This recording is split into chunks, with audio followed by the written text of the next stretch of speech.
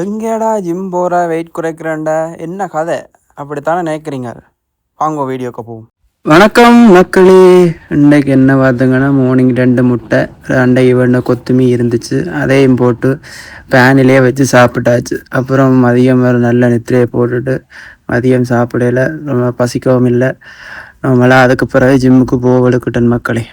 ஜிம்முக்கு வந்து இன்றைக்கு பார்த்தீங்கன்னா நமக்கு ஷோல்டரும் பைசெப்ஸும் தான் ஒர்க் அவுட். ஸோ அதை சும்மா தரமாக போட்டு முடித்தேன். நார்மலாக உடம்பு குறைக்கிறீங்களா நீங்கள் ஃபஸ்ட்டு சாப்பாடை தான் மெயினாக குறைக்க வேணும். மோஸ்ட்டு நீங்கள் எல்லோரும் சாப்பாடை குறைக்கலாது. ஸோ ஃபஸ்ட்டு 3 வேளை சாப்பாடை மட்டும் சாப்பிடுங்க. இடையில இருக்கிற ஸ்நாக்ஸை ஸ்டாப் பண்ணிவிட்டு 3 வேளை சாப்பாடை மட்டும் சாப்பிட்டு ஒர்க் அவுட் பண்ணிங்கன்னா வெயிட் நார்மலாக குறையும்.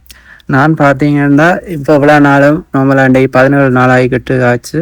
டயட் மீலண்டு பெருசாக எதையும் சாப்பிட ஸ்டார்ட் பண்ணல. நார்மலாக வீட்டில் சாப்பிட்ற சாப்பாடை தான், அதோட ஒரு எக் எடுப்பேன், இல்லாட்டி வெஜிடபிள் எடுப்பேன், அப்படி தான் சாப்பிட்டு கொண்டு வரேன். ஸோ அப்படி இருந்தே நான் நினச்சி பார்க்காத அளவுக்கு எனக்கு வெயிட் குறைஞ்சிது. ஸோ எனக்கு கொஞ்சம் கூட குறையிற மாதிரி குறைக்கு, பட் அது எனக்கு நல்லதில்லை. ஸோ கொஞ்சம் குறைக்க வேணும்னு நினைக்கிறேன். வீக்லி 1 கிலோ குறைச்சா ஓகே இருக்குமென்னு நினைக்கிறேன். ஸோ இனி ஒரு நார்மலாக டயட் மீல் ஒன்று ஸ்டார்ட் பண்ணலாம்னு இருக்கேன்.